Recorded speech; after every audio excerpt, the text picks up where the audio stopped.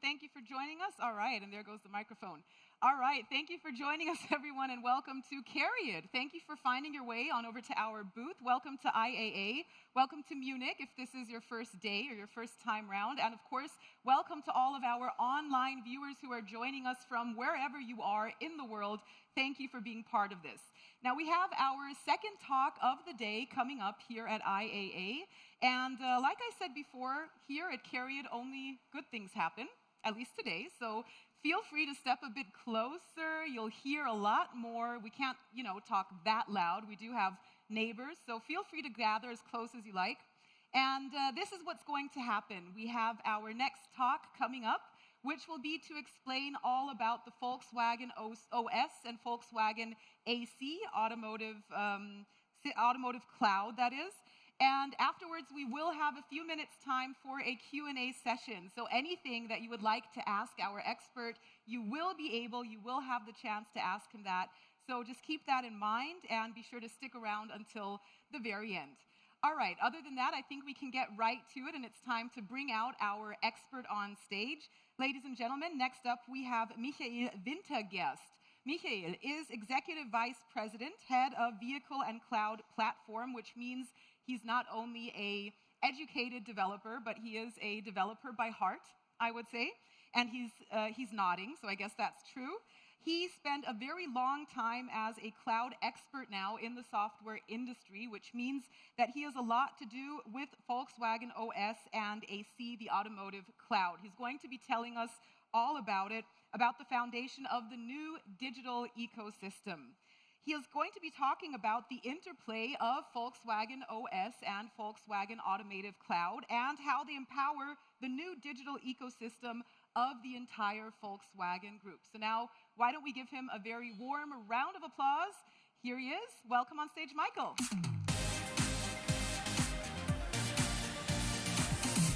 Yeah, thank you very much for having me here, and thanks very much, Jasmine, for the nice introduction. Of course, the most tricky part directly is in the beginning, right? I know, directly after lunchtime, 1 o'clock, it's very hard to keep you awake, but I do my best to keep it short and crisp, for sure. So also a warm welcome to the IAA in Munich here in 2021, and also a warm welcome to our CARIAD booth. My name is Michael Wintergerst. I'm running the VW.OS and our VW.AC department. In that role, I'm responsible for our in-vehicle cloud platform, or in-vehicle platform, the so-called VW.OS. And on the other side, I'm also responsible for its counterpart, the VW.AC. And that means in the next 15 minutes, I would like to dig a little bit deeper into the topic and talk about those platforms, right?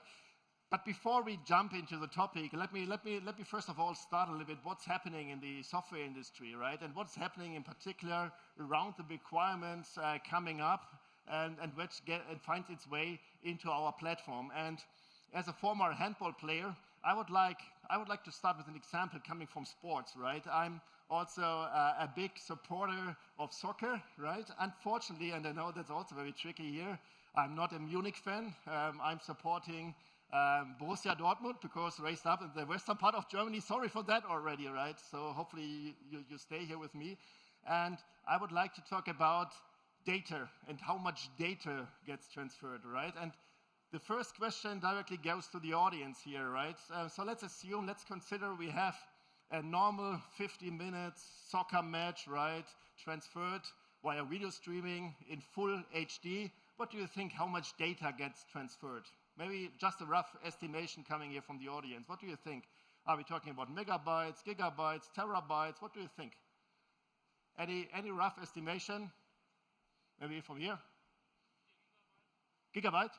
Yeah, it's a good guess. So we are talking about 2.6 gigabytes gets transferred for a full soccer match. And now let's move to the automated space, ADAS environment, right?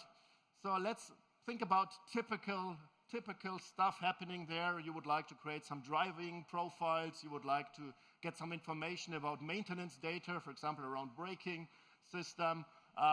Let's assume you would like to have state-of-the-art driving assistant functions, right? How much data do you think gets produced in a single car per day? What do you think? Maybe you again? 100 gigabyte was the guess. Maybe not bad, but we are talking about 50 terabytes of data. And now let's do a little bit math, right? And think about how many cars we have in Germany, around about 46 million, something like this in Germany, right? And how much data gets now produced in a single year, We are talking about 800 zettabytes. Let's come back to the normal byte taxonomy, right? You have megabytes, you have gigabytes, you have terabytes, then you have petabytes, then you have exabytes, and then you have zettabytes in the end. So that means we are talking about 1 billion terabytes of data being produced, right, in this area of automated driving. And of course, it's continuing to grow in the upcoming day. The question is, of course, what you do with the data. That's another question, right? If you put everything, for example, from your embedded device into the cloud, that would be a little bit shaky, right? So then we have to do a lot of stuff in the infrastructure. But just to give you a rough estimation, what kind of requirements are coming from this area? And we see, of course, additional requirements coming from other areas, right? Like the new mobility features we are getting into, right? Mobility services, then this whole idea of sharing mobility, rental cars, subscription, then the whole topic of urbanization, then the whole topic of AI, all that leads to a lot of requirements towards our platform. Okay, let's now dig a little deeper into our actual topic and talk about the VW.OS, our in-car vehicle platform in the end. And again, I would go back a little bit into history. So let's look what has happened over the last roughly 2 decades, right? I studied computer science at the University of Dortmund in 1997, right? So long ago. In the end, at that point in time, of course, embedded computing was also part of my education, right? So, of course, I have some knowledge around embedded architecture, software, and so on, but it was only interested for a few guys. And why? Because you only have to code a few lines of C code, but then you have to do a lot of paperwork, a lot of formalism is happening, right, in order to prove that your code is doing what you have promised in the end, right? But a lot of computer scientists, they were looking for a large computer system, right, distributed computing. At that point in time, Google came up with their PageRank algorithm, distributed data management. That was where a lot of guys had a lot of interest in, right? But that was different when we now look what was at that point in time in the car, a number of ECUs distributed, spread across the architecture, a little bit of code, but tightly coupled to the hardware in the end. That was more or less the situation at that point in time. For sure, it continued in the end. The idea then of domain computers or domain controllers came up, right, to bundle software plus hardware in dedicated environments and dedicated verticals for specific domains. Domains like vehicle motion energy, for instance, right? HMI, ADAS, etc. And then when you look into the architecture, you have a number of monolithic application servers, more or less, right? Is that a good idea? In general, at that point in time, it was definitely a good idea to bundle that. But you are coming up with a lot of duplicates inside your architecture. On the one hand side, a lot of hardware which is not used, which is not really utilized in a perfect manner, because also computing power you need in the ADAS environment, you can also make use of that in your vehicle motion energy environment. And on the other side, in the software layer, also a lot of duplicates around also cross-cutting functionality, like OTA functionality, over-the-air updates, around security, around logging. So also sometimes you have different implementations, which makes it very hard to get a consistent idea, a consistent architecture of your whole car environment, right? And that led us to the idea to introduce exactly one platform, one hardware platform, one software platform in the CARIAD organization, right? I think Alexis also motivated the basic idea in the morning, and I would like to dig a little bit deeper. What does it mean, this one platform? So that means we are looking in all the requirements, in all the feature requests coming from our domain, and getting that bundled into our VW.OS. Yeah? Features around computing. Yeah? So how many Linux stacks do we need inside in our VW.OS, right? Hopefully one. a computing platform, right? When it comes then to safety environments, for sure, you need to have a different environment. Maybe then you need also some kind of features coming from a micro-based Linux version like QNX, for instance. Then how many AutoStar stacks do you need? For sure, you have the requirements for a classic AutoStar stack, you have the requirement for an adaptive AutoStar stack, but there's definitely not the requirement to have 7 AutoStar stacks within your whole architecture, right? And that is the basic idea, that we are consolidating commonalities across our different solutions, across our different domains we have into one platform. That is the basic idea, to have one platform for logging, for power management, for computing, for security, for over-the-air updates. That is exactly what the VW.OS is all about. And when we now look what's happening in the cloud, and I mentioned and motivated a little bit already with my simple example around data, that is nothing what you can keep in the car, right? When we are talking about terabytes of data, for sure, we are getting more and more compute and also storage within the car. But in order to run some AI algorithms, you really need a lot of more power. And of course, you need a lot of more storage capabilities. And therefore, the cloud is an absolutely must in today's architecture. When you also think about mobility services, right? There's an absolutely must that you combine your in-vehicle cloud platform with a cloud solution. And that is exactly our idea we are introducing with the VW.AC.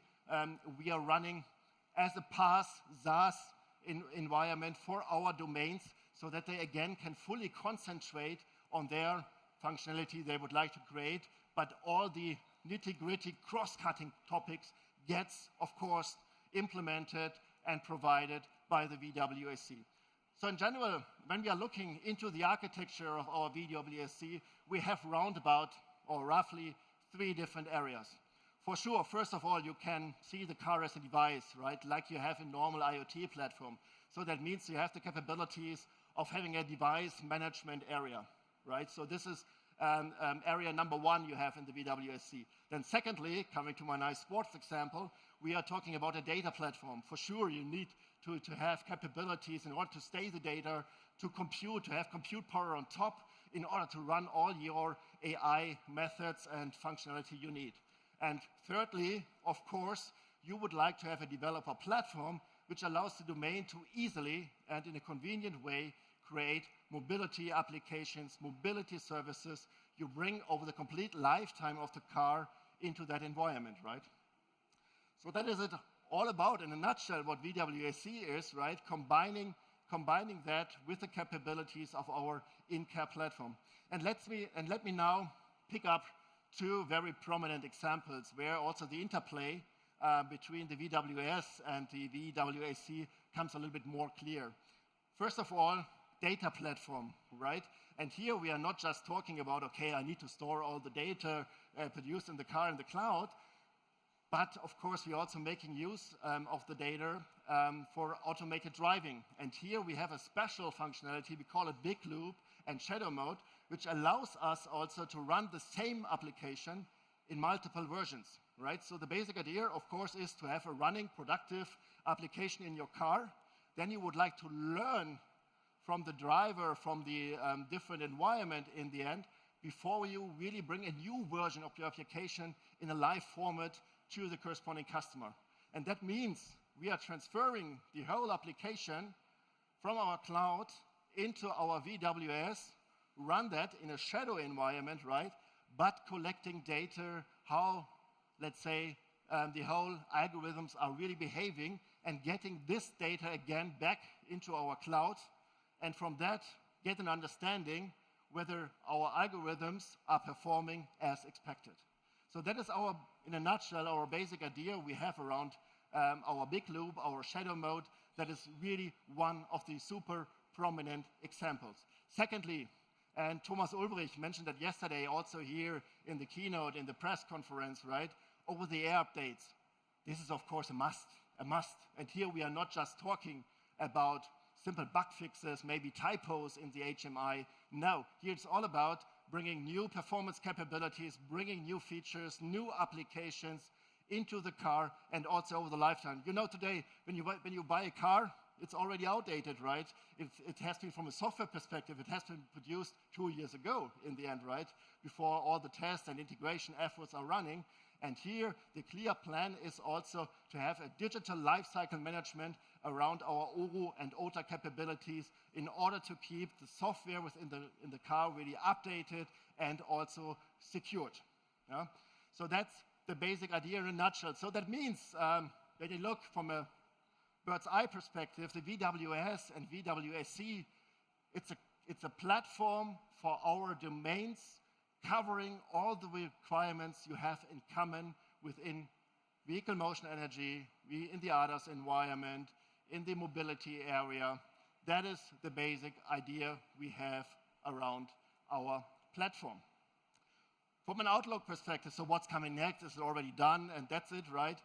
For sure, when you're also, again, coming to the platform, and now I just introduced the embedded platform and also the cloud, for sure you need something in between. And by the way, there's also something happening also in the other parts of the industry.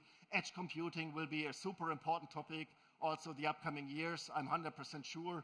Also when it comes to then producing already insight from all the data you have before it really reaches the cloud. So this is, of course, an absolutely must. Maybe then you heard about our ambitions we have around the semiconductor environment, right? We would like to gain and get some insight into CARIAD. Also there, looking into the core functionality we have in the VW.OS and get an understanding where it makes sense to directly have a tight coupling between hardware and software to get a little bit more performance, to get more security around that. So this is, of course, a clear must for us as well. And thirdly, and that's my last statement, what we are looking into from an overall perspective is, of course, mobility and getting new business models, right? Already you know what you have in your smartphone. You have a nice application store where you can download nice applications, pay-per-use, subscription-based in the end. For sure, those kind of business models are also in our minds in order to bring that towards our customer in a really centric way. Having said that, so that hopefully you get an understanding what we are doing with the platform approach in the end, so that it also makes sense. And from that, I would like to conclude with a nice statement. As always, diamonds are created under pressure. Having said that, thank you very much for your attention, and we are now, of course, open to get all your questions from the audience. Thank you, Michael. Thank you so much. You know, Michael, I only met Michael today, but a few days ago, your colleagues from CARIAD, they said, just wait till you meet Michael. He has this amazing energy. He has so much energy that we need to paint like borders, boundaries. We need to put them on our LED stage, and he's like a tiger in a cage or he'll run off. So now I understand. Fantastic energy. Thank you so much for all of your input. And I'm sure that we do have questions. We have the lovely Sabrina who has a microphone. And if anybody has a question, just give us a sign and let us know. Perhaps, oh, we already have one right over here. Here we go. Thank you, sir, for the first question. Open. Can you hear me? Yes. Now. Thanks for your presentation. Talking about figures, it's very catchy to compare onboard computing of the past decades to cloud computing figures of a car. Now I thought of comparing cloud side of data rates to the complete internet of today. So you gave the example of data from a car a day. However, at the cloud side, would be interesting to compare the, for instance, complete vehicle data from Germany a day to complete internet data. Absolutely. So I think this is a more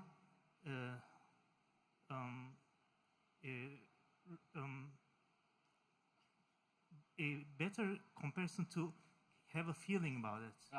Absolutely, absolutely. Makes sense, right? I think the statement was going in the direction of comparing the complete data set we currently have in the cloud. So what has happened over the last couple of decades? That's a very interesting question, by the way. In 2002, my diploma thesis was around Google, and we implemented a dedicated internet search engine for that. And when you see the growth, what has happened since 2002, right? Also in the cloud, that's amazing, right? But you see similar figures. Of course, we have to look into the details. I'm totally with you in the end, but similar growth happening.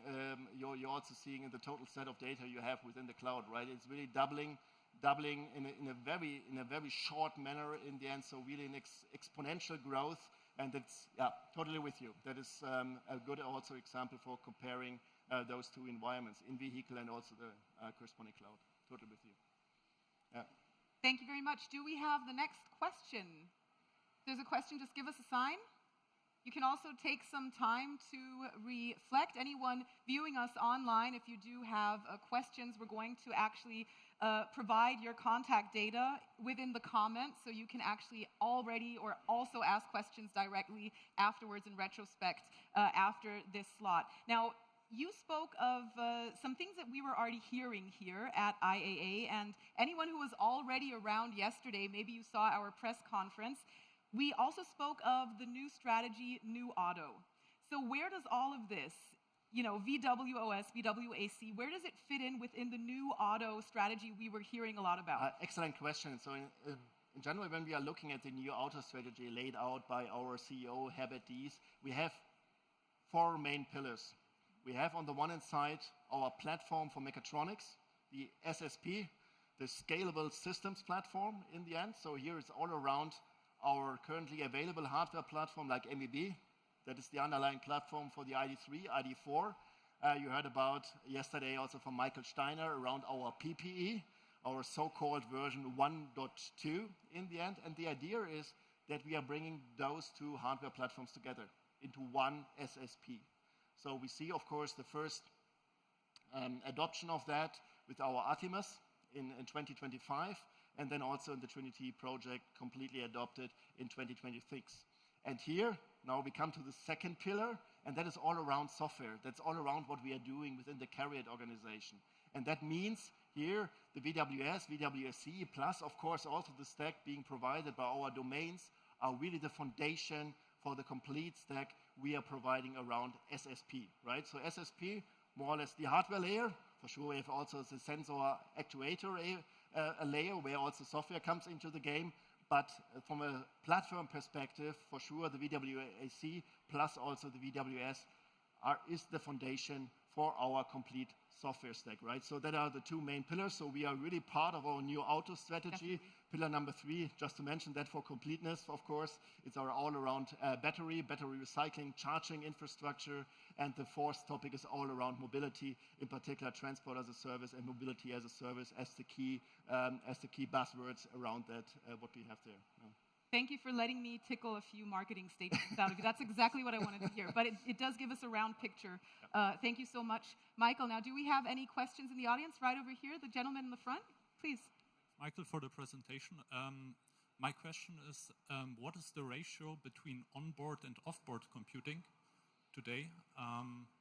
And looking downstream, how it will evolve 5 years from now? Also with regards to more security and robust software.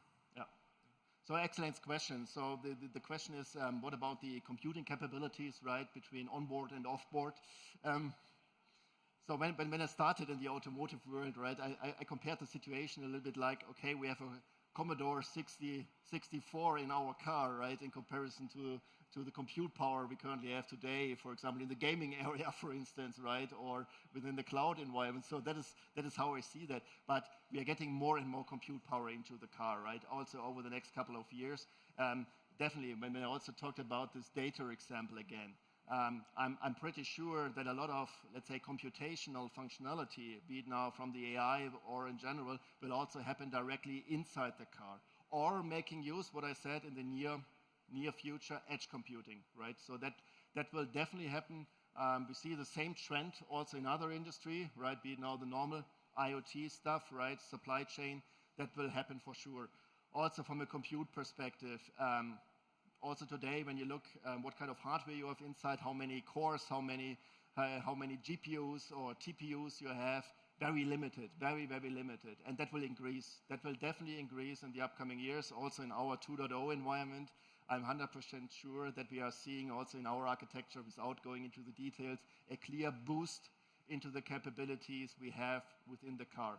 But it should be pretty clear when you compare this situation with the stuff you are getting in the cloud from typical hypercloud provider, that's a different dimension in the end, right? But it would be a nice example. I haven't done that yet, right? It's really to look what would be the growth from a compute power, from the storage capabilities we will see in the next years inside the car in comparison to the growth we are seeing in the cloud. That would be a nice comparison between the two worlds. Yeah?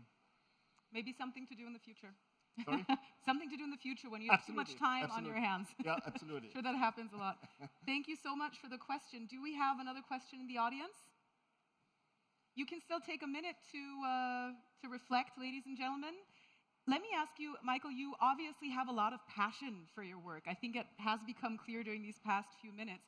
So what was the greatest challenge, perhaps also part of the most fun for you, when bringing together these tremendous amounts of data? You speak of data larger than terabytes. That's beyond imagination, basically, to me personally. What was the greatest challenge in bringing this together to one platform?